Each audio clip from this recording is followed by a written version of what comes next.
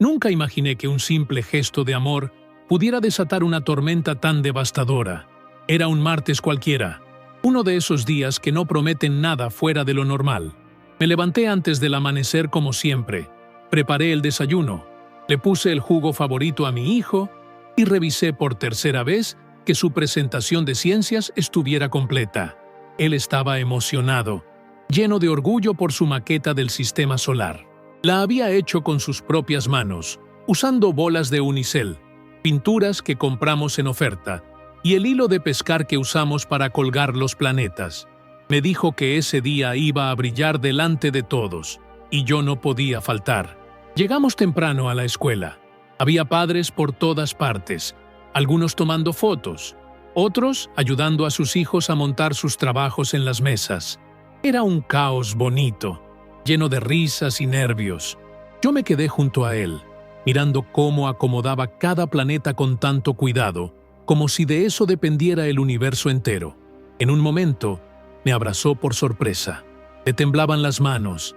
Le dije que estaba orgulloso, que pase lo que pase. Para mí, él ya era un campeón. Alguien cerca dijo sonriente que debíamos tomarnos una foto, que era un momento especial. Saqué mi celular y con la cámara frontal capturé ese instante. Su rostro brillaba. Su sonrisa era genuina, inocente. Lo publiqué en mis redes sociales con una frase que salió del corazón. Mi campeón, mi razón de vivir. No lo pensé 2 veces. Era solo una foto. Una imagen como tantas otras que los padres publican cada día. No había intenciones ocultas. No había mensajes políticos ni provocaciones. Era una muestra de amor puro. Pero esa imagen fue todo lo que necesitaban. Porque en este país, si no tienes papeles, hasta amar se vuelve un riesgo. Lo supe apenas 2 días después. Primero noté que algo había cambiado en el ambiente. Las miradas en la escuela ya no eran las mismas. Algunas madres me saludaban con menos entusiasmo. Otras simplemente evitaban el contacto visual. Me dije que estaba imaginando cosas, que a veces uno se pone paranoico, sin razón. Pero luego vino la llamada. Una voz seria del otro lado de la línea me pidió que me presentara en la dirección. Dijo que era algo relacionado con la publicación en redes sociales. Mi corazón se aceleró. ¿Una foto? ¿Qué problema podría haber con eso? Aún así, fui. El director me recibió con una sonrisa que no alcanzaba sus ojos. Me invitó a sentarme y empezó a hablar en tono pausado, casi ensayado. Dijo que comprendía el entusiasmo de los padres, que las redes sociales eran parte de nuestras vidas, pero que debía tener cuidado, que al ser indocumentado me exponía, que estaba atrayendo atención innecesaria, que por el bien de mi hijo debía evitar ese tipo de publicaciones. Me sentí humillado, como si hubiera cometido un crimen por mostrar amor. Me disculpé, dije que no había sido mi intención causar problemas, pero algo en su mirada me heló la sangre. Había juicio, había algo más. Esa noche no dormí. Me quedé viendo la foto una y otra vez. ¿Cómo podía una imagen tan llena de ternura convertirse en una amenaza? Me culpé. Pensé que tal vez debía haber sido más discreto, que debía haber seguido invisible como lo había hecho durante años. Pero también me enojé, porque los demás padres publicaban fotos, videos, hacían transmisiones en vivo, y nadie les decía nada. Nadie los llamaba a dirección. Nadie les recordaba que estaban al borde del abismo por no tener papeles. Lo que no sabía era que esa reunión no había sido una advertencia. Había sido una cortina de humo, porque ya era tarde, porque mientras yo pedía disculpas con la cabeza baja, ya alguien había hecho la llamada, ya alguien había entregado mi nombre, ya habían decidido que yo era un problema a resolver. Y todo empezó por una foto, por un instante de amor entre padre e hijo. Al día siguiente, mientras preparaba el desayuno, escuché golpes en la puerta. Golpes fuertes, secos. No eran visitas. Mi cuerpo lo supo antes que mi mente. Me acerqué con el corazón en la garganta. No tuve tiempo de preguntar. La puerta fue derribada y 3 hombres entraron gritando mi nombre. Mi hijo corrió al pasillo. medio dormido, asustado. Uno de los agentes me empujó contra la pared y me puso esposas. Grité que había un niño, que por favor no hicieran escándalo, pero era tarde. Él estaba ahí, viendo todo, temblando, llorando. En ese momento, supe que esa imagen de nosotros en la escuela sería la última que tendría por mucho tiempo, la última en la que nos verían juntos, sonriendo, sin miedo. Nunca imaginé que amar a mi hijo en público sería considerado un acto imprudente. Nunca imaginé que el precio de ese amor sería ser arrancado de su lado frente a sus propios ojos. Y aún así, lo que vino después fue aún peor, porque el dolor no se detuvo ahí, solo estaba comenzando. Me llamo Alejandro Gutiérrez, tengo 39 años y desde hace 17 vivo en las sombras de este país que aprendí a amar a la fuerza. No tengo documentos, no tengo respaldo legal, no tengo certezas, pero tengo algo que no me pueden quitar: el amor por mi hijo. Ese amor fue lo único que me sostuvo durante todos estos años, trabajando en silencio, esquivando miradas, manteniéndome en la periferia de todo. Vivo en los suburbios de Houston, Texas, en un pequeño apartamento de un cuarto que alquilo a nombre de un amigo con papeles. Es modesto, pero es lo único que he podido llamar hogar en casi 2 décadas. Mi historia no es muy diferente de la de muchos. Llegué a Estados Unidos en 2007, cruzando el desierto de Sonora con un grupo de desconocidos, guiados por un coyote que nos prometió que llegaríamos vivos si obedecíamos sin preguntar. Fue una de las experiencias más aterradoras de mi vida. El calor era insoportable, el agua escaseaba y las noches eran tan frías que temblábamos hasta el amanecer. Recuerdo haber caminado durante horas con los pies sangrando, los labios partidos y el miedo clavado en el pecho como un cuchillo. Pero cada paso lo daba pensando en una sola cosa: no quería morirme sin antes cambiar el destino de mi familia. Nací en un pequeño pueblo de Zacatecas, donde las oportunidades eran como lluvia en verano, escasas y siempre impredecibles. Mi padre murió joven, y mi madre hacía lo que podía vendiendo tamales y lavando ropa ajena. Cuando terminé la secundaria, no había más camino para mí. No había universidad, no había empleo, solo había hambre y resignación. Así que cuando un primo me dijo que tenía contacto con alguien que organizaba cruces a Estados Unidos, no lo dudé. Vendí lo poco que tenía y me lancé al abismo. Todo por una promesa, todo por un sueño. Al llegar aquí, los primeros meses fueron brutales. Dormía en el suelo de una casa en construcción junto con otros 5 hombres. Comíamos arroz con frijoles todos los días y nos turnábamos para bañarnos con una manguera en el patio. El trabajo era duro, jornadas de más de 12 horas cargando materiales pesados bajo el sol o la lluvia. No había protección, no había garantías, no había descanso, pero yo no me quejaba. Sabía que estaba sembrando algo que tal vez un día crecería. Y ese día llegó cuando conocí a la madre de mi hijo. Ella era ciudadana americana, hija de inmigrantes, criada entre 2 mundos. Nos conocimos en un supermercado. Yo no hablaba casi nada de inglés y ella apenas recordaba su español. Pero bastó una sonrisa, una mirada sincera. Empezamos a salir y a los pocos meses ya vivíamos juntos. Fue una época hermosa. Teníamos poco, pero nos teníamos. Un año después nació nuestro hijo. Ese día, al tenerlo en mis brazos, sentí que todo lo vivido valía la pena.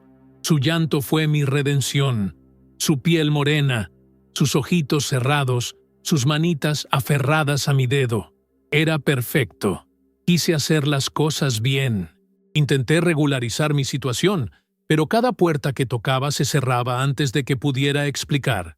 No tenía antecedentes penales, no debía nada a nadie. Solo quería estar con mi hijo sin miedo. Pero ser pobre y mexicano en este sistema te convierte en sospechoso automático. Me rendí. Volví a mi rutina de trabajo, mandados, pañales y turnos dobles. Cuando mi pareja y yo nos separamos, él tenía apenas 3 años. Fue una decisión difícil, pero necesaria. Acordamos que él viviría conmigo durante la semana y pasaría los fines de semana con ella. Quería mantener su figura materna presente, pero también sentía que yo tenía una deuda de amor que debía pagarle. Desde entonces, mi vida giró en torno a él. Despertarlo cada mañana, prepararle el desayuno, acompañarlo al autobús escolar, ayudarle con la tarea, leerle cuentos por las noches. Nunca me importó sacrificarme. Cambié de trabajos muchas veces. Fui obrero, jardinero, lavaplatos, repartidor. Cualquier cosa que me permitiera ganar lo suficiente sin llamar la atención. Aprendí a moverme con cautela. No conducir, no ir a hospitales, no responder encuestas, no abrir la puerta si alguien tocaba muy fuerte. Vivía con el corazón en alerta, pero con él me sentía invencible. Una vez, cuando tenía 6 años, me preguntó por qué yo no tenía ID, como los demás papás. Le expliqué que yo venía de otro país, que a veces las cosas eran más complicadas para nosotros. Él se quedó callado y luego dijo: «Entonces yo te presto mi ID, papi, para que puedas manejar». Me abrazó con tanta fuerza que no pude evitar llorar. Me dolía que desde tan pequeño tuviera que cargar con ese peso, que supiera que su padre no tenía derecho a existir libremente en el país donde él nació. Pero aún así, nunca dejé de intentar darle una vida normal. Lo llevé al parque, al cine, a museos gratuitos. Celebramos sus cumpleaños con piñatas hechas en casa, globos comprados en tiendas de $1 y pasteles que yo mismo horneaba con recetas que veía en YouTube. Aprendí a coser botones, a preparar loncheras saludables, a asistir a reuniones escolares fingiendo que entendía todo lo que decían. Hacía magia con lo poco que tenía. Un día, su maestro me llamó aparte para decirme que él había escrito en una tarea que su papá era su héroe, que lo admiraba porque siempre estaba ahí para él, porque trabajaba mucho y nunca lo hacía sentir menos. Me dio una copia del texto. Lo guardo como un tesoro. Es mi medalla, mi reconocimiento, mi razón. Esa es mi vida. No tengo lujos, no tengo estabilidad, pero tengo algo más poderoso. Un vínculo irrompible con ese niño que me llama papá. Lo que nunca imaginé fue que ese mismo amor, ese mismo rol que tanto me esforcé por cumplir, sería usado en mi contra. Que una foto, una simple muestra de orgullo paternal, activaría un mecanismo tan cruel que me arrancaría de su lado sin advertencia, que después de tantos años esquivando el peligro, sería una sonrisa compartida lo que me pondría en la mira.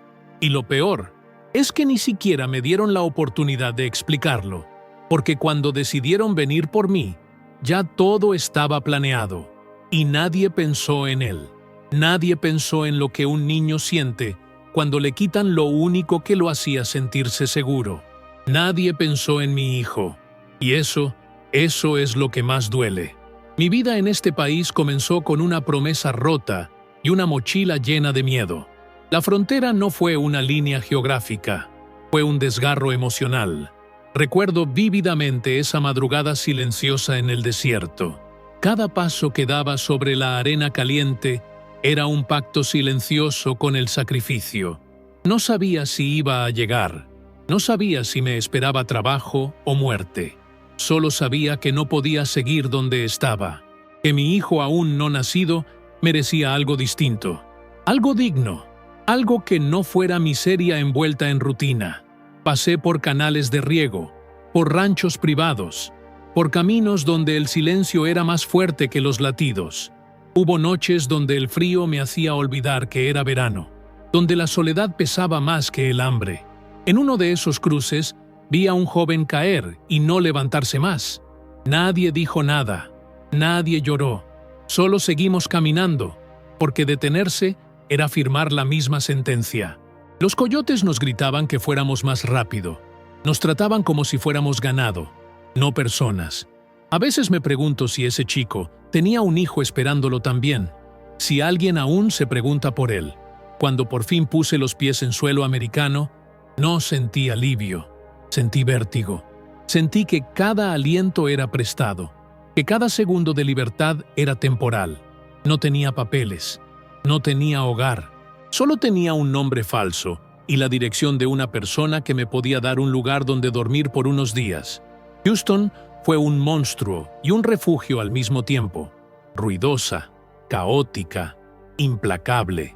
Pero también era una tierra donde, si trabajabas el doble, quizás comías. Empecé cargando sacos de cemento en una construcción. Era el más flaco de todos, el menos fuerte, pero el primero en llegar y el último en irse. Nunca dije no, nunca me quejé. Mi cuerpo aprendió a resistir sin pedir permiso. Mi espalda se acostumbró al dolor. Mis manos se llenaron de callos tan profundos que a veces olvidaba cómo se sentía la piel suave. Vivía en un cuarto sin ventanas, compartido con 3 hombres más. Dormíamos por turnos, compartíamos el mismo colchón. Había noches que me tocaba el suelo, sobre cartones, abrazado a mi mochila para que nadie se la llevara. No porque tuviera cosas valiosas, sino porque ahí tenía las únicas fotos que traje de México. Una de mi madre, otra de mi hermana menor y una que siempre me rompía el alma. Yo de niño, con mi padre, antes de que el alcohol lo convirtiera en alguien que no reconocíamos. Con el tiempo, aprendí a moverme entre las sombras.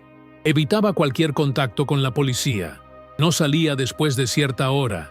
Usaba siempre el mismo camino para ir y venir del trabajo. No hacía preguntas. No dejaba rastros. Aprendí a vivir como si no existiera, porque aquí, ser visto puede ser una condena. Me convertí en un experto en invisibilidad. Incluso cuando empecé a ganar un poco más, nunca cambié de estilo de vida. No por costumbre, sino por instinto. Sabía que en cualquier momento todo podía derrumbarse. Años después, cuando tuve la oportunidad de alquilar un cuarto solo para mí y mi hijo, fue como tener un palacio. Era pequeño, con las paredes desgastadas y la alfombra manchada, pero era nuestro. Por primera vez en mucho tiempo, pude cerrar una puerta y sentir que estaba en casa. Colgamos dibujos en las paredes, hicimos una repisa para sus libros y hasta conseguimos una televisión de segunda mano que a veces funcionaba. Lo más valioso de ese lugar no era lo material, sino lo que construíamos juntos, rutinas, secretos, promesas, pero siempre había una parte de mí que no podía relajarse del todo. En cada salida, en cada reunión escolar, en cada cruce con alguna autoridad, mi cuerpo se tensaba como una cuerda a punto de romperse. A veces soñaba con sirenas, con luces rojas y azules, con puertas golpeadas a medianoche. No era paranoia, era una posibilidad constante, una amenaza que flotaba en el aire como humo invisible. Por eso no compartía mucho de nuestra vida en redes sociales. Por eso me negaba a ser fotografiado en eventos escolares. Por eso nunca decía mi nombre completo en voz alta. Y aún así, después de años de disciplina, de sacrificio, de autoimposición constante, cometí el error más humano de todos. Me dejé llevar por el amor, me dejé vencer por el orgullo de padre. Quise mostrarle al mundo el niño maravilloso que tenía. Quise capturar ese momento de alegría sin filtros, la sonrisa de él, su entusiasmo, su inocencia. Nunca imaginé que esa decisión me pondría bajo el foco, que esa imagen que para mí era belleza, para otros sería evidencia. Había algo en esa foto que no controlé. El fondo de la escuela, el uniforme con el logo visible, mis rasgos, mi acento en la publicación. Tal vez alguien investigó, tal vez alguien solo necesitaba una excusa, pero lo cierto es que me expuse. Y en este país, cuando eres indocumentado, no se te permite el lujo de bajar la guardia. No puedes celebrar públicamente, no puedes existir sin precaución. No puedes amar sin miedo, y yo lo olvidé. Por un instante, olvidé que no tenía derecho a vivir como cualquier otro padre, y ese instante fue suficiente para que mi mundo se viniera abajo. Porque en este país no se perdonan los errores cuando vienen de alguien como yo, porque aquí, lo que para unos es ternura, para otros es amenaza. Porque incluso el amor, cuando nace del lugar equivocado, puede ser castigado con brutalidad. El teléfono sonó a las 8:45 de la mañana. Era un número local. No lo reconocí, pero contesté. La voz al otro lado era seca, educada y artificial. «Buenos días, señor Gutiérrez. Le habla el director de la escuela de su hijo. Me gustaría que viniera a la oficina hoy mismo. Tenemos que conversar sobre algo que surgió esta semana». El tono era extraño. No había urgencia, pero tampoco cortesía. No supe si debía preocuparme o si era solo algún tema administrativo más. Me tomé el resto del café con las manos temblando. Miré a mi hijo, que en ese momento desayunaba su cereal mientras tarareaba una canción que escuchaba en la tablet. Tan ajeno, tan inocente. Me acerqué, le acaricié el cabello y le dije que volvería pronto. Él solo asintió y me lanzó un beso al aire. En ese momento, no tenía idea de que esa despedida marcaría el fin de nuestra rutina más valiosa. El ir y venir sin miedo. Caminé hasta la escuela sintiendo que cada paso me hundía más en un terreno incierto. Conocía bien el lugar. Lo había visitado varias veces para reuniones, ferias escolares, festivales de otoño. Pero esa mañana, las paredes me parecieron más altas, los pasillos más largos. Al llegar a la oficina del director, me recibió una mujer de rostro amable que me pidió que esperara un momento. Luego, la puerta se abrió y apareció él, el señor Morgan. Un hombre alto, de traje impecable, cabello peinado hacia atrás, voz pausada y mirada clínica. Siempre había sido cordial conmigo, aunque distante. Esta vez, su semblante era aún más reservado. Me ofreció asiento y cerró la puerta. Me senté frente a su escritorio, tratando de leer algún indicio en su rostro. Nada. Se acomodó la corbata y comenzó a hablar de forma metódica. «Señor Gutiérrez, antes que nada quiero decirle que valoramos mucho la participación de su hijo en el evento de ciencias. Es un alumno ejemplar y fue muy bien recibido por todos. Sin embargo, esta conversación no se trata de su desempeño académico». Hizo una pausa que duró demasiado. Lo observé en silencio, sin entender a dónde quería llegar. «Hemos recibido una notificación de un miembro del personal que considera que su reciente publicación en redes sociales podría representar una vulnerabilidad para la imagen institucional de nuestra escuela». Me tomó unos segundos procesar lo que acababa de decir. Me habló de protocolos internos, de políticas de privacidad, de derechos de imagen. Mencionó que en la foto publicada aparecía claramente el uniforme escolar y una parte del letrero institucional visible de fondo. Dijo que eso podía interpretarse como una exposición indebida del entorno educativo. Quise responder, explicar que solo era una imagen entre padre e hijo, que nadie más aparecía, que mi intención jamás fue usar la escuela como escenario, pero me congelé, porque detrás de sus palabras frías sentí otra intención. No era una advertencia inocente, era un mensaje en clave, una forma sutil de decirme que estaba siendo observado. Me pidió que evitara ese tipo de publicaciones en el futuro, que fuera más discreto, que pensara en las consecuencias que podrían surgir si otros padres empezaban a preguntar. Su voz no subía de tono, pero su mirada se clavaba en mí como una advertencia. Era como si me estuviera diciendo sin decir que alguien ya había tomado acciones. Que esto no era solo una charla. Cuando salí de esa oficina, el mundo ya no era el mismo. Caminé en silencio hasta la salida de la escuela. Miré a los niños corriendo por el patio, gritando de alegría. Mi hijo no estaba ahí. Ya había entrado a clases.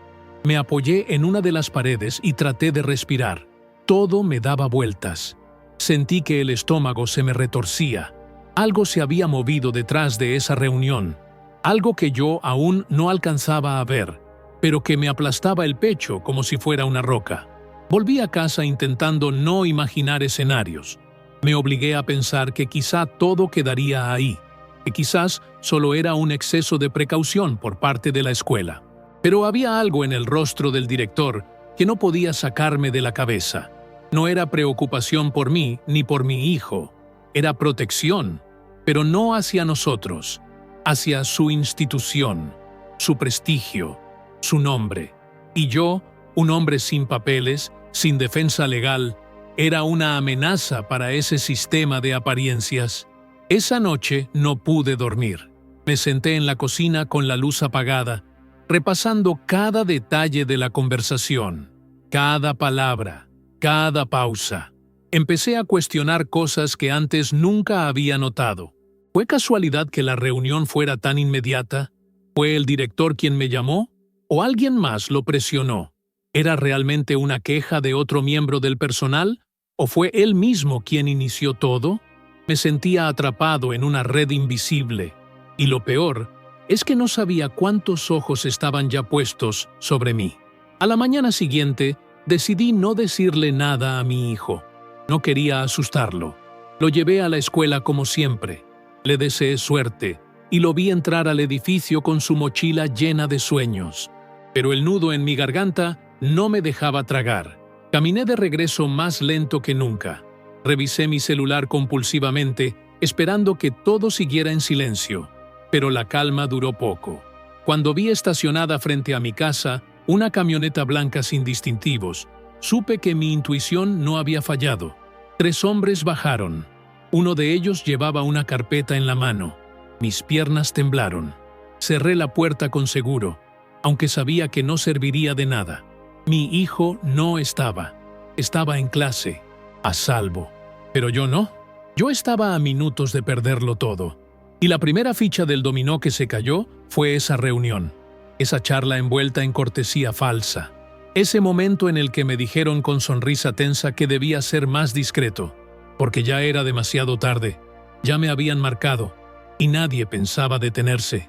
A las 6 de la mañana, cuando el sol apenas comenzaba a teñir el cielo de naranja pálido, un golpe seco sacudió mi puerta. No era un golpe cualquiera. No era el llamado de un vecino, ni el aviso del cartero. Fue una explosión controlada de autoridad. 3 golpes, uno tras otro, como si quisieran romper el aire. Me levanté de la cama con el corazón saliéndome por la boca.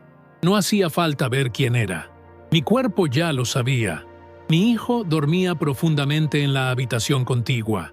Su respiración era lenta, confiada, ajena a la tormenta que estaba a punto de destruirnos. Caminé en silencio hacia la puerta, pero antes de llegar, una segunda oleada de golpes me sacudió por completo.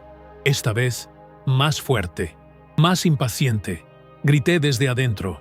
¿Quién es? No hubo respuesta, solo un murmullo metálico. Y luego, el estruendo. La cerradura cedió, la madera se quebró, y la puerta se abrió de par en par como si mi hogar no fuera más que un escenario a punto de ser desmantelado. 3 agentes del ICE entraron con paso firme. 2 hombres, una mujer, todos con chalecos antibalas, insignias colgando del cuello y rostros inmutables. Uno de ellos me apuntó con la mano extendida. Alejandro Gutiérrez, tiene que acompañarnos. Estaba paralizado. Solo pude levantar las manos lentamente. No opuse resistencia. No tenía sentido. Ya sabían todo. Ya tenían sus papeles en regla. Ya habían decidido. En cuestión de segundos, me giraron contra la pared y me esposaron las muñecas con una frialdad quirúrgica. Sentí el metal cortarme la piel. Un ardor agudo. Un zumbido en los oídos. Lo siguiente que escuché fue la voz de mi hijo, somnolienta, saliendo de su habitación. ¿Papá? ¿Qué está pasando? Me giré como pude. Lo vi parado en el pasillo con su pijama de dinosaurios, su cabello despeinado y los ojos enrojecidos por el sueño. Tenía su osito de peluche en la mano. Me miraba como si no entendiera por qué alguien me estaba tratando como un criminal. «No lo mires», dijo uno de los agentes al otro. «Sácalo de aquí». La mujer se acercó a él con voz suave, pero él retrocedió. No entendía nada. Quiso correr hacia mí, pero lo detuvieron. Grité: «Por favor, no lo toquen. Solo es un niño. No quiero que vea esto». Pero ya lo había visto todo. Ya estaba roto. Ya su mundo había cambiado para siempre. Los vecinos salieron al pasillo. Una pareja mayor en bata. Una madre joven con su bebé en brazos. Todos observaban desde la distancia. Nadie dijo una palabra. Nadie preguntó si necesitaba ayuda. Solo miraban con esa mezcla de morbo y miedo, como si yo fuera una amenaza, como si el hecho de ser arrestado justificara cualquier trato, como si hubiera hecho algo para merecerlo. Pero yo solo era un padre, un hombre, un ser humano que se había atrevido a amar en voz alta. Mientras me empujaban hacia la salida, mi hijo gritaba mi nombre. Su llanto era desgarrador. Intentaba zafarse, pero la mujer lo sostenía con fuerza. No entendía por qué me llevaban. No entendía por qué nadie lo defendía. En su mundo, yo era el fuerte, el que siempre estaba, el que solucionaba todo. Y ahora, frente a sus ojos, me arrastraban como si fuera un ladrón, como si no valiera nada. En el estacionamiento me metieron en una camioneta sin ventanas. El aire olía a metal viejo y sudor encerrado. Las puertas se cerraron con un clic seco, el sonido más definitivo que había escuchado en mi vida. Sabía que no volvería esa noche, ni la siguiente, tal vez nunca. Mi mente corría en círculos. ¿Quién me había denunciado? ¿Cuánto tiempo llevaban siguiéndome? ¿Qué le dirían a mi hijo en la escuela? ¿Qué pensarían los que me conocían? El trayecto fue largo, silencioso. Ninguno de los agentes hablaba. No había música. Solo el rugido del motor y el ruido del metal contra el pavimento. Iba sentado entre dos hombres que no me miraban. Yo llevaba la cabeza gacha, los ojos llenos de lágrimas que no se atrevían a caer. No quería parecer débil. No quería darles ese placer. Pero por dentro estaba desmoronado. Me llevaron a una oficina del ICE donde me despojaron de mis pertenencias. Me quitaron los cordones, el cinturón, hasta mi cadena con la cruz que me había regalado mi madre antes de irme de México. Me entregaron un uniforme gris y me metieron en una celda temporal con otros 4 hombres, todos en silencio, todos con la misma mirada de derrota. Nadie preguntó nombres, nadie dijo de dónde venía. Éramos números, no personas, expedientes, no historias. Esa noche no dormí. Me quedé sentado contra la pared de concreto, mirando al techo manchado, pensando en mi hijo, en su llanto, en su pijama de dinosaurios, en su osito de peluche. Me preguntaba si había comido, si alguien lo había consolado, si ya entendía que su padre no volvería a casa. Sentí una rabia inmensa, no por mí, sino por él, por lo que le estaban haciendo, por cómo lo estaban rompiendo sin piedad. Las horas pasaban como si fueran años. Al día siguiente me trasladaron a un centro de detención más grande, a las afueras de la ciudad. Ahí empezaría otra historia, una más oscura, una más dolorosa.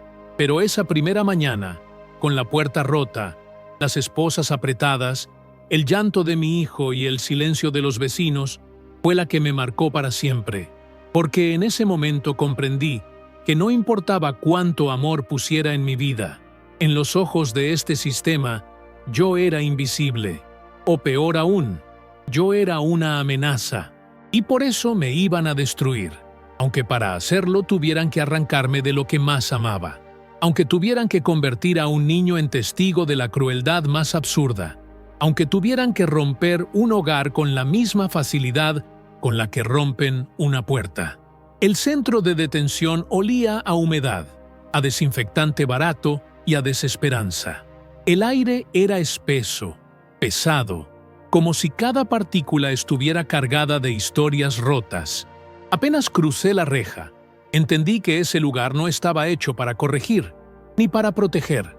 Estaba hecho para quebrar, para hacerte olvidar que alguna vez tuviste un nombre, una casa, un hijo. Ahí dentro, todos éramos parte del mismo anonimato gris. No importaba si eras padre, madre, hijo, estudiante, trabajador. Solo importaba que no tenías papeles. Y eso era suficiente para que te trataran como si fueras desechable.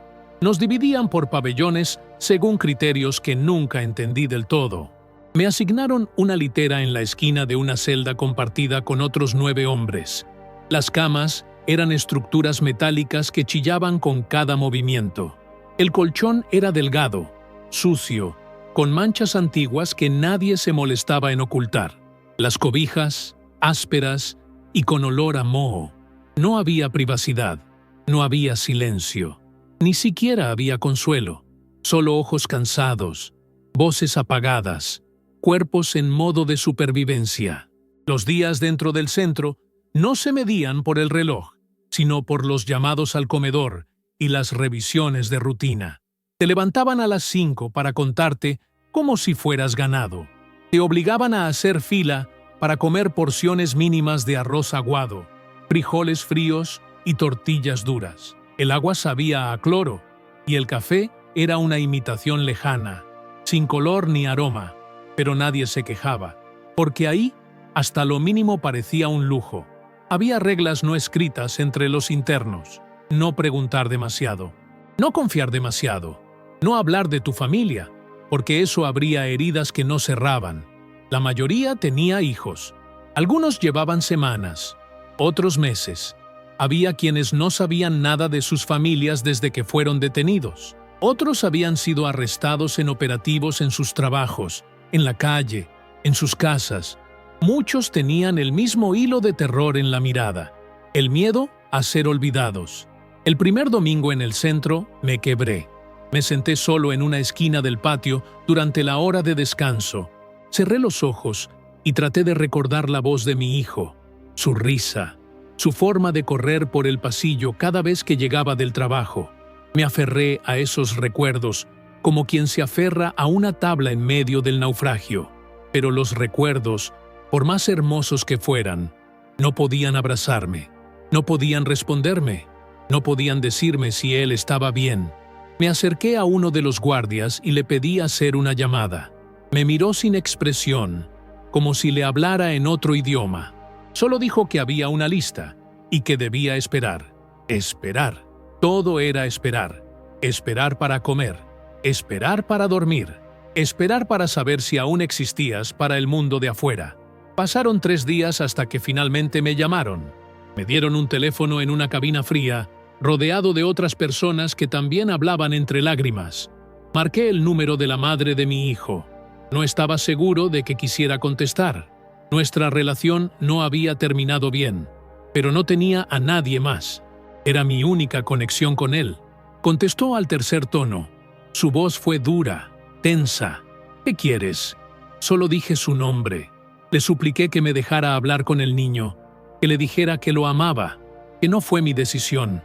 Me dijo que él estaba confundido, que preguntaba por mí a cada rato, que no entendía por qué no había vuelto a casa. Intenté explicarle lo inexplicable, que me habían detenido, que no sabía cuánto tiempo estaría ahí, que no sabía si volvería. Sentí cómo la línea temblaba con su respiración. Finalmente, accedió a ponerlo al teléfono. Cuando escuché su voz, mi alma se hizo trizas. «Papá, ¿dónde estás? ¿Estás enojado conmigo?» «No, hijo, nunca. Estoy aquí, pero no porque hice algo malo. Estoy aquí porque algunas personas creen que no pertenezco. Pero tú y yo sabemos que eso no es cierto». Él lloraba. Yo también. Le prometí que lo amaba más que a nada en este mundo, que todo lo que hacía, lo hacía por él, que no importaba lo que pasara, siempre iba a ser su papá. No sé cuánto duró la llamada, solo sé que al final, cuando dijo «te amo, papi», y colgó, sentí que me habían quitado el oxígeno. Me quedé ahí, en esa cabina, con el auricular en la mano, como si pudiera traerlo de vuelta solo con la fuerza de mis recuerdos. Después de esa llamada, las noches se hicieron aún más largas. Empezaron los interrogatorios, las citas con abogados públicos que no te miraban a los ojos, que llevaban tus papeles como si fueran una carga más. Me preguntaban por qué había venido al país, si tenía antecedentes, si tenía miedo de regresar a México. Respondía lo mismo cada vez, que vine por mi hijo, que trabajaba desde que llegué, que nunca lastimé a nadie, que si me deportaban, no solo me destruían a mí, también a él. Pero ellos no escuchaban con el corazón, escuchaban con papeles, con cifras, con criterios. Decían que lo entendían, pero al final siempre llegaban al mismo punto. Usted está aquí sin autorización, está sujeto a deportación inmediata. Esa frase la escuché tantas veces que empecé a soñarla. Empecé a creer que tal vez tenían razón, que tal vez yo era solo un error más en su sistema, un número a tachar, una historia a ignorar.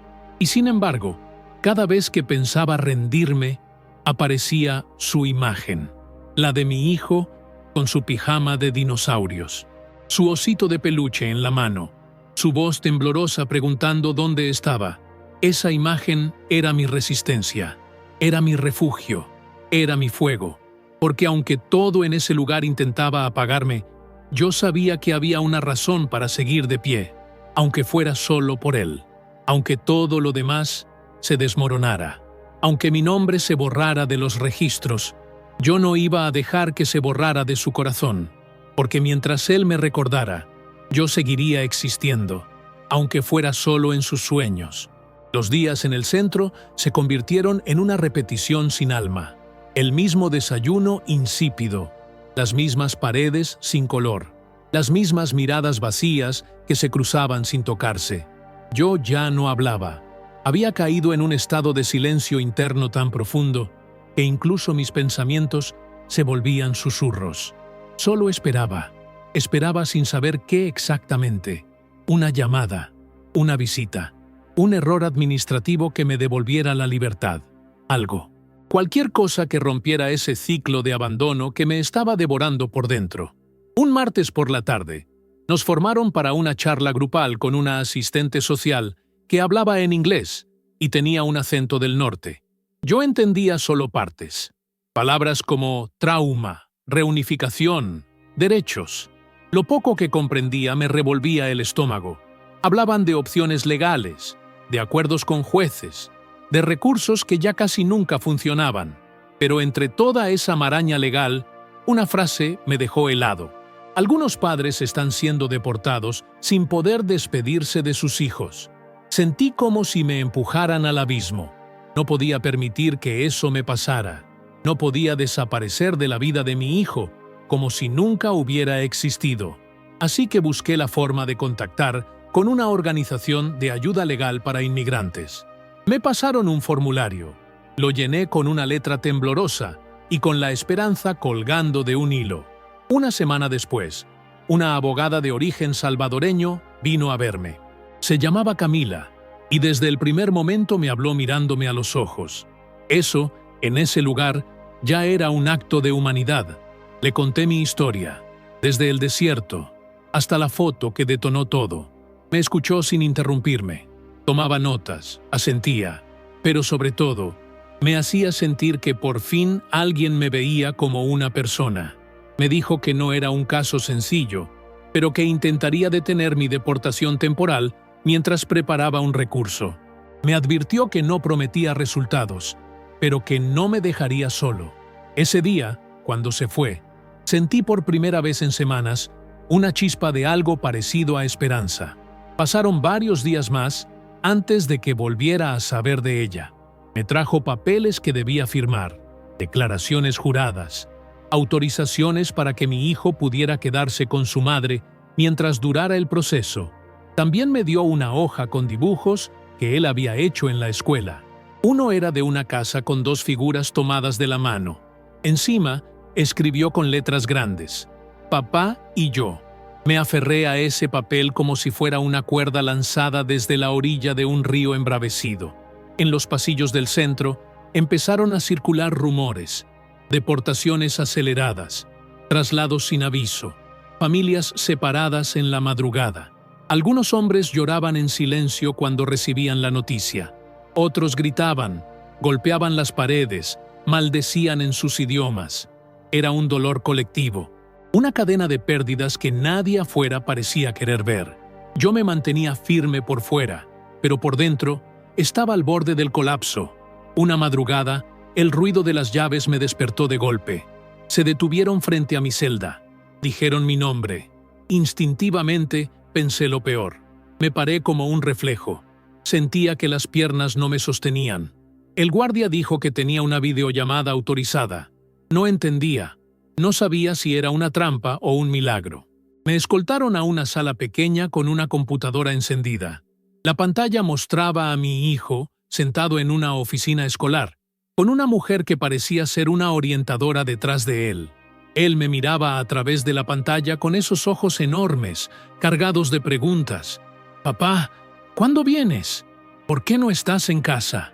Me dolía todo el cuerpo, pero me obligué a sonreír. Le dije que lo amaba, que estaba haciendo todo lo posible por volver, que no era culpa suya, que era una situación complicada, pero que yo no iba a rendirme. Él se quedó en silencio unos segundos. Luego, sacó del bolsillo un dibujo nuevo. Lo acercó a la cámara. Era un avión con 2 figuras adentro. Papá y yo. Otra vez. Esta vez, volando. Me quebré.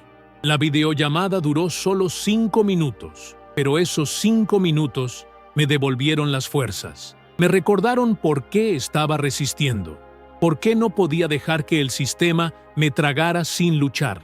Camila volvió a visitarme unos días después. Me dijo que había enviado una solicitud para una audiencia de emergencia, que estábamos pidiendo una suspensión temporal por razones humanitarias, que había hablado con la escuela de mi hijo y que incluso una maestra escribió una carta de apoyo diciendo que él necesitaba estabilidad emocional.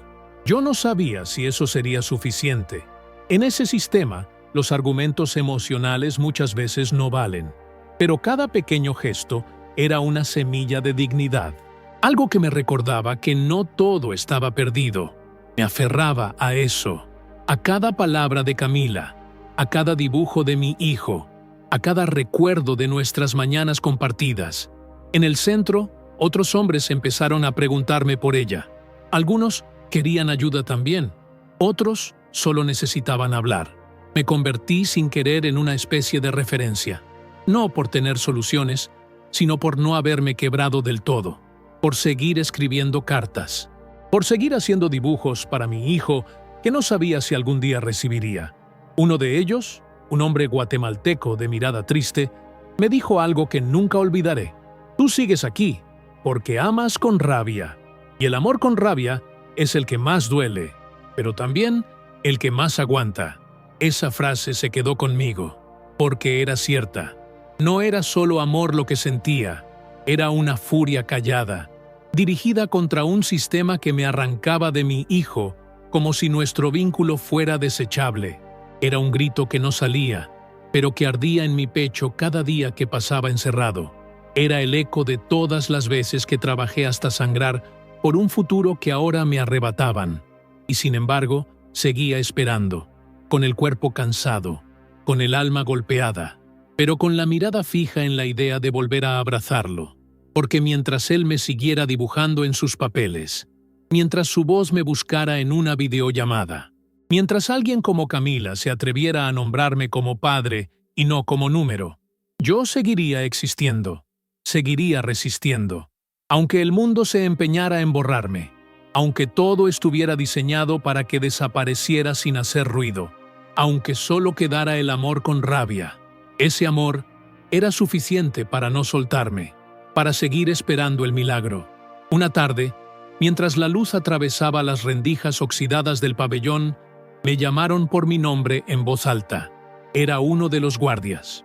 Sus palabras eran siempre breves, cortantes. Dijo que tenía una visita programada, algo que no sucedía con frecuencia en ese centro. Caminé detrás de él, sin saber qué esperar. Cada paso que daba sentía que me alejaba de mi hijo, y al mismo tiempo, algo me decía que esta vez había una esperanza diferente al final del pasillo. Entré en la sala de visitas y ahí estaba ella. No era Camila, la abogada. Era Elena, la madre de mi hijo. Hacía años que no la veía en persona. Se había cortado el cabello, usaba ropa sencilla y sus ojos estaban cargados de algo que no era enojo ni rabia. Era algo más profundo, dolor mezclado con incertidumbre. Nos sentamos uno frente al otro, separados por un vidrio. El teléfono estaba frío en mi mano. Cuando me lo llevé al oído, su voz tembló. «Alejandro», dijo, «no vine por ti, vine por él, por nuestro hijo. Está mal, no come, no duerme, tiene pesadillas casi todas las noches. Se despierta gritando tu nombre. A veces no quiere ir a la escuela. Otras veces se queda en silencio durante horas, mirando al vacío. Le preguntamos qué le pasa, y solo dice una cosa: que tú estás en una jaula. Esa palabra me atravesó el pecho como un cuchillo. Yo no sabía que él entendía tanto. No sabía que su mente pequeña pudiera imaginar algo tan crudo. Pero claro que lo hacía, porque los niños, aunque no entiendan las leyes, sienten el dolor con la piel, con los ojos, con el alma. Y su alma, en ese momento, estaba herida, profundamente herida. Le pregunté por qué no me había dicho nada antes. Me miró con lágrimas contenidas, porque pensé que era justo, que te lo merecías. Pero ahora veo que el que está pagando no eres tú, es él. Me quedé en silencio. Tragué saliva como si intentara tragar todo el remordimiento. Le pedí que me contara más. Me dijo que la escuela había llamado varias veces, que una maestra lo había encontrado llorando en el baño, que los psicólogos ya estaban involucrados, que le habían sugerido terapia, pero que él no quería hablar con nadie, solo quería a su papá, nada más, solo eso. Sentí que el mundo se me deshacía en las manos, todo por una fotografía, una imagen inocente que se convirtió en el inicio de esta pesadilla. Quise decirle que luchaba todos los días por volver, que no me había rendido, que estaba haciendo todo lo posible por no desaparecer, pero no me salían las palabras. Solo pude mirar sus ojos, los de Elena, que ahora ya no eran los de una expareja, eran los de una madre rota, una mujer que también estaba sola en esta batalla. Me dijo que había hablado con Camila, que estaba dispuesta a testificar si era necesario, que había empezado a juntar documentos para demostrar que mi presencia era vital para el bienestar emocional de nuestro hijo. Y en ese momento, después de tanto tiempo separados por desacuerdos, por silencios, por heridas del pasado, entendí que algo más grande nos unía. No éramos solo dos personas que compartieron una historia, éramos los pilares del mundo de un niño, y ese mundo se estaba cayendo a pedazos. Antes de colgar, me preguntó si quería decirle algo a él. Le dije que sí, que le dijera que su papá lo amaba más que a nada en este planeta, que cada día pensaba en él, que cada noche lo abrazaba con el pensamiento, que no importaba dónde estuviera, él siempre sería mi hijo, y que estaba haciendo todo lo posible por regresar, que no dejara de soñar, porque yo no había dejado de luchar. Cuando se fue, me quedé en la sala unos minutos más, como si el frío del vidrio aún guardara su presencia. Me dolía todo el cuerpo, me dolía el alma, pero también sentí que algo dentro de mí se había encendido de nuevo. Tal vez era la fuerza que había perdido, tal vez era el vínculo que se estaba reconstruyendo, tal vez, simplemente, era el amor hablándome más fuerte que el miedo. Al regresar a mi celda, los demás internos me miraron sin decir palabra. Algunos ya sabían lo que se siente recibir una visita, otros nunca habían tenido una, pero todos compartíamos la misma certeza. Afuera había gente que nos esperaba, que nos necesitaba, que no nos había olvidado, y eso, por muy pequeña que fuera la chispa, era lo único que necesitábamos para seguir vivos en ese lugar sin alma. En los días siguientes, algo cambió en mí. Empecé a escribir cartas para mi hijo, una cada noche. Le contaba cosas simples, recuerdos de cuando aprendió a andar en bicicleta, de cuando fuimos al parque y vimos una ardilla por primera vez, de cómo lloró el día que se le cayó su primer diente. Escribía como si él me escuchara, como si estuviera acostado a mi lado y yo le leyera una historia antes de dormir, porque en esas palabras yo también encontraba refugio. Camila volvió con novedades. Me dijo que el juez había aceptado revisar el caso con urgencia, que el testimonio de Elena había sido clave, que incluso había mencionado que, si me deportaban, consideraría dejar el país para no criar a nuestro hijo en un entorno de tanta angustia emocional. Eso había movido cosas. No era solo una cuestión de papeles, ahora era una cuestión humana, de familia, de trauma infantil. Yo no sabía si ganaríamos, pero ya no estaba solo, y eso lo cambiaba todo, porque en medio de tanta frialdad institucional, la humanidad había empezado a filtrarse, a abrir grietas en ese muro de indiferencia, grietas por donde entraba la luz, y yo que había aprendido a vivir en la oscuridad, empezaba a recordarme cómo se sentía el calor del sol, cómo se sentía tener esperanza, cómo se sentía simplemente volver a respirar. Los días que siguieron al testimonio de Elena fueron los más largos de toda mi estadía en el centro. Cada hora se arrastraba, como si el tiempo supiera que mi destino dependía de un papel, de una firma, de un juez que no conocía mi rostro ni el de mi hijo. Todo podía cambiar en un segundo, para bien o para mal. Y sin embargo, lo único que podía hacer era esperar. Esperar mientras el mundo afuera continuaba sin mí. Esperar mientras mi hijo crecía sin mis abrazos. Esperar mientras las cartas que le escribía se acumulaban como plegarias en una celda sin altar. Una noche, mientras escribía otra carta, uno de los internos se me acercó. Era un hombre mayor, dominicano, con la mirada curtida por la vida y los labios siempre apretados como si cada palabra le costara un poco de alma. Me dijo que había escuchado de mi caso, que muchos ahí dentro hablaban de mí. Me contó que tenía 3 hijos que no veía desde hacía 6 años, que había sido deportado una vez y que volvió cruzando el mar en un bote pesquero solo para ver a su hija en su graduación. Lo atraparon antes de llegar. Me miró fijo y dijo algo que todavía retumba en mi cabeza. Si te dan la oportunidad, no la desperdicies. No te mueras aquí. Pelea como si tu hijo estuviera en la otra orilla, con la mano estirada, esperando que tú la alcances, porque eso es lo que está pasando. Él te está esperando, y tú, solo tú, puedes llegar.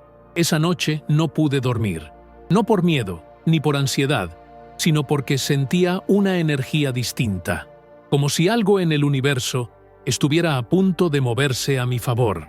O tal vez era mi fe queriendo aferrarse a cualquier señal, pero lo sentía. Algo estaba cambiando. Camila regresó 2 días después, con los ojos más brillantes de lo habitual. Me dijo que el juez había leído todo, que había quedado conmovido por la carta de mi hijo, por los dibujos, por el testimonio de la madre, por la forma en que yo había vivido estos meses sin causar problemas, sin perder la humanidad. Me explicó que no era una decisión definitiva, pero que había una ventana, una oportunidad real. Podíamos pedir una suspensión más larga y, en paralelo, presentar una solicitud de ajuste por razones humanitarias. No era fácil, pero era posible. Lloré. No con ruido, no con escándalo. Lloré en silencio. Lágrimas pesadas que cayeron una tras otra mientras Camila me hablaba de fechas, documentos, compromisos. Le dije que haría todo lo que me pidiera, que no me importaba cuántas horas tuviera que pasar escribiendo mi historia, recordando detalles, firmando papeles, que si tenía que desnudar mi alma frente a una sala llena de desconocidos, lo haría, porque si al final de ese camino estaba mi hijo, nada era demasiado. El centro de detención seguía siendo el mismo, las paredes frías, la comida insípida, los guardias indiferentes, pero yo ya no lo veía igual. Ahora era un corredor, no una prisión. Era el tramo más difícil de un camino que podía terminar en libertad. Y eso lo cambiaba todo. Hasta el aire parecía menos denso. Los demás internos también lo notaban. Algunos se acercaban solo para darme una palmada en el hombro, otros para pedirme que les ayudara a escribir sus propias cartas. Empecé a traducir historias, a leer documentos para quienes no entendían bien el inglés. Sin darme cuenta, me convertí en una especie de puente. No porque supiera más, sino porque me negaba a dejar que otros se hundieran como yo estuve a punto de hundirme. Una mañana recibí una carta. No de Camila, no de Elena. Era de la maestra de mi hijo, una mujer a la que nunca había conocido en persona. Me escribió una página entera. Contaba cómo él había cambiado desde mi detención, cómo había pasado de ser un niño sociable y alegre a uno retraído y con miedo a separarse de cualquier adulto. Me dijo que había comenzado a hablar en clase sobre cómo quería construir una casa con un túnel secreto que lo llevara a donde yo estaba, que en cada dibujo aparecía un papá, aunque a veces era solo una silueta, sin rostro, como si ya no recordara el mío del todo. Esa carta me destrozó y me reconstruyó al mismo tiempo, porque dolía, pero también era prueba de que él me necesitaba, de que no era un capricho ni una excusa legal. Era una urgencia emocional, un vínculo que no podía ser ignorado. Un niño esperando a su padre con el corazón en las manos. A partir de ahí, todo se volvió una carrera contra el tiempo. Reunir papeles, testimonios, fechas, fotos, cualquier cosa que probara que yo no era un número, que no era una amenaza, que solo era un padre queriendo criar a su hijo. Había noches en las que sentía que el cuerpo ya no me respondía, en las que el cansancio físico y emocional me hundía en la colchoneta como una piedra. Pero entonces recordaba su voz, su risa, su olor después del baño, y eso me levantaba, me empujaba, me sostenía. El día que Camila me trajo la noticia de la audiencia oficial, temblé. Me dijo que iba a ser por videollamada, debido a las restricciones, que el juez iba a estar en su oficina, que yo estaría en una sala especial del centro, con un intérprete y un oficial del ICE presente, que tendría que hablar, que tendría que mirar a una pantalla, como si mirara a los ojos de alguien que nunca me había conocido y convencerlo de que yo merecía quedarme. No dormí esa noche, no comí ese día. Me preparé mentalmente, repitiendo frases, imaginando preguntas, ensayando respuestas. Pero cuando entré a esa sala y vi la cámara encendida, todo eso se borró. Solo me quedó el corazón, solo me quedó la verdad. Y hablé, con la voz firme pero quebrada, con las manos temblando, pero con la mirada fija. Conté mi historia, desde el principio, desde que crucé el desierto con el miedo metido en los huesos, desde que trabajé horas interminables para darle una vida mejor a mi hijo, desde que subí esa foto inocente.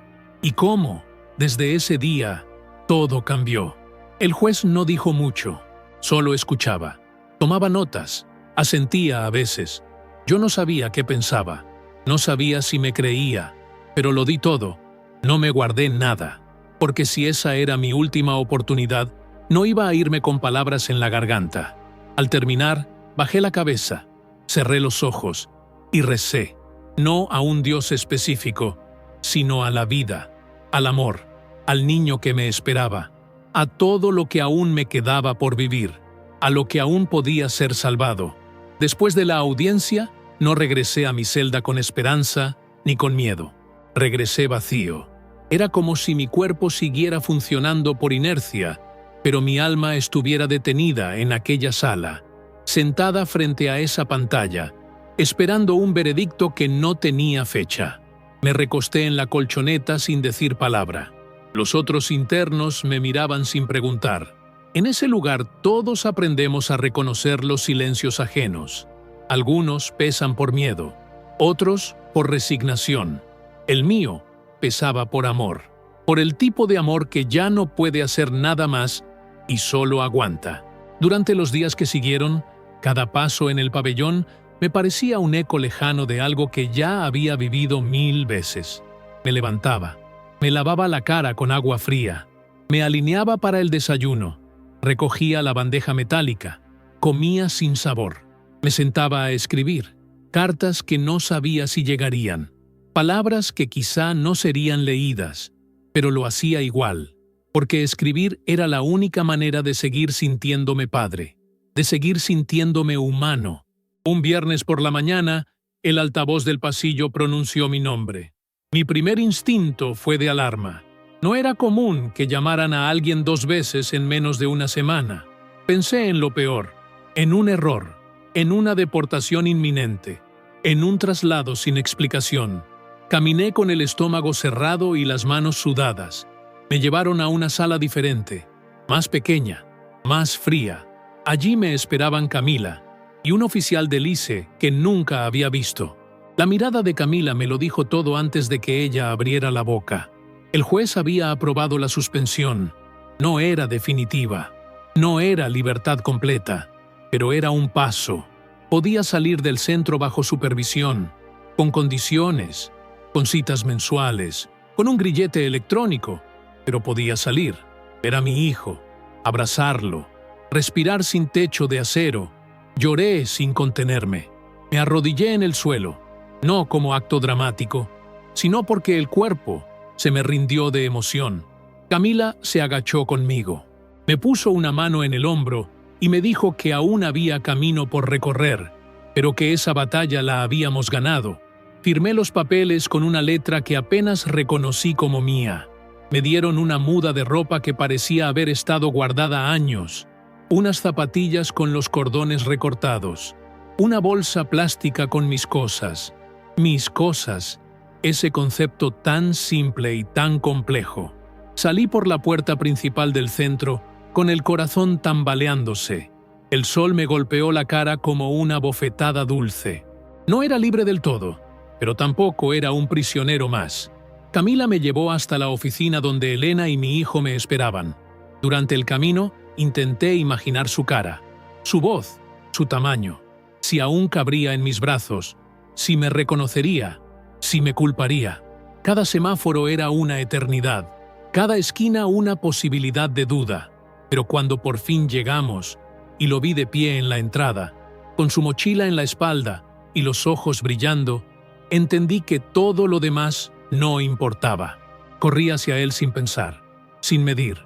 Lo tomé en brazos y él se aferró a mi cuello como si jamás me hubiera soltado. Lloramos los dos. Lloramos como niños. Lloramos como padres. Lloramos como almas que volvieron a encontrarse después de haber sido arrancadas a la fuerza. Me decía papá una y otra vez. Me tocaba la cara como para asegurarse de que no era un sueño. Y yo, en ese momento, sentí que volvía a nacer. Pasamos esa tarde juntos en el pequeño departamento de Elena. No hablamos mucho de lo que había pasado.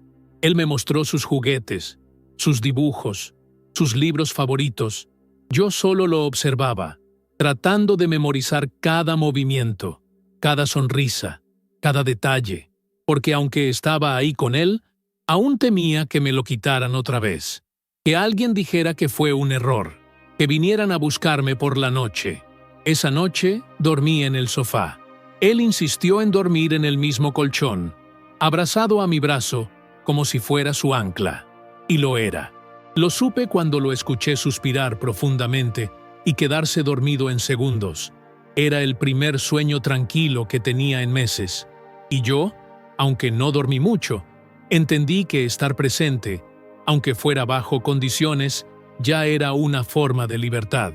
Al día siguiente, comenzamos a organizar nuestra nueva rutina. Camila me consiguió una cita con un trabajador social que me ayudaría a encontrar un trabajo temporal. El grillete en mi tobillo era incómodo, humillante, pero cada vez que mi hijo me tomaba de la mano al salir al parque, me recordaba que eso no era una cadena, era un símbolo, de que había sobrevivido, de que había regresado. Las semanas pasaron, lentamente, con trámites, con entrevistas, con días buenos y días oscuros, pero siempre con él.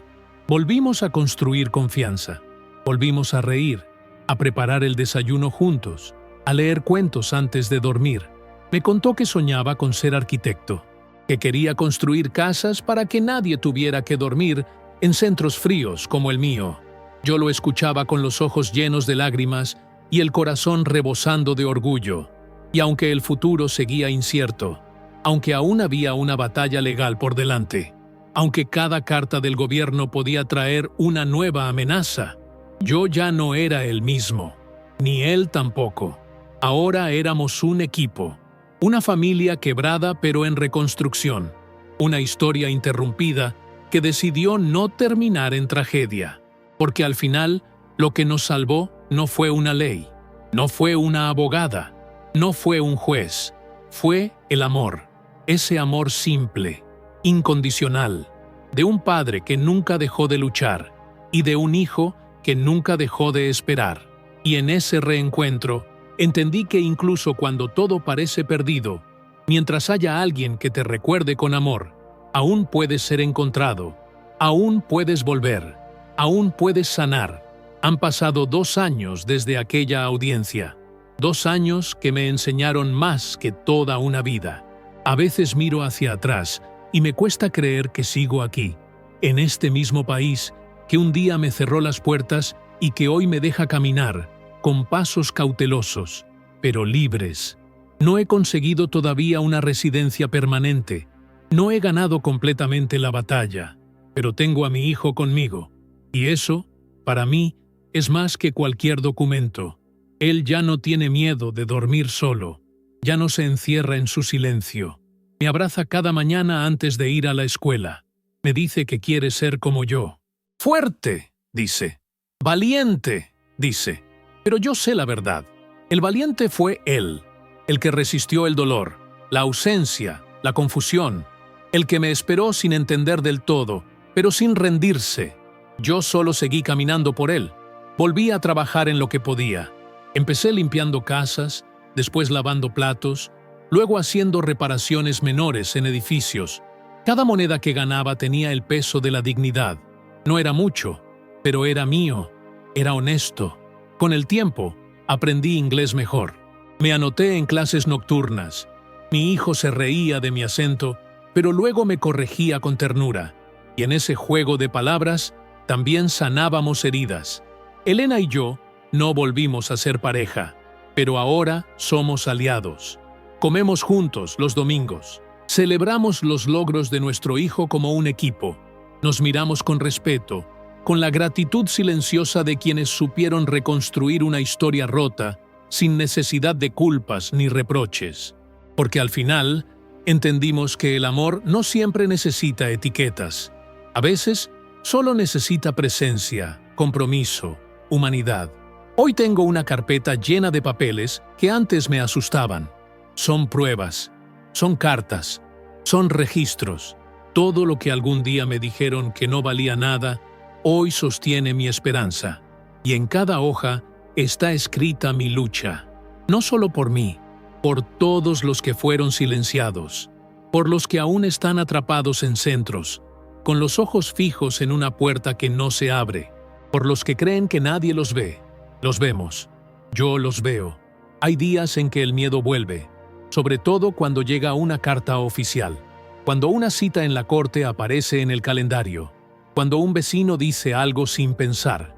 Pero ahora no corro, no me escondo, no borro mis fotos, porque aprendí que mi vida, mi historia, mi verdad, también merece ser contada, también merece estar aquí.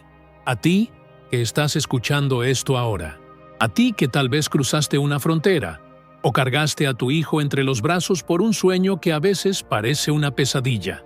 A ti que sientes que ya no puedes más. No estás solo, no estás sola. Esta historia no es solo mía, es nuestra. Y si yo logré quedarme un día más, tú también puedes. Gracias por acompañarme hasta aquí. Gracias por escuchar, por sentir, por no voltear la cara ante el dolor ajeno. Cada vez que alguien escucha una historia como esta, una puerta se abre en algún rincón del mundo, una puerta que quizás le cambie la vida a alguien. Si esta historia tocó tu corazón, suscríbete al canal. Aquí contamos verdades que muchos quieren callar, historias que nacen del dolor, pero también de la resistencia. Dale like, comparte y comenta desde dónde estás viendo, porque cuando compartes, das voz a los que todavía no pueden hablar. Y si tú también tienes una historia parecida, si alguna vez sentiste miedo de ser arrancado de tu familia, escribe en los comentarios: mi historia merece ser contada. Porque sí, tu historia también importa, tu dolor también cuenta, y tu fuerza es más grande de lo que crees. Gracias por estar aquí. Nos vemos en el próximo video que ya está apareciendo en tu pantalla. Haz clic y sigue con nosotros, porque todavía hay muchas verdades que necesitan ser escuchadas. Hasta pronto.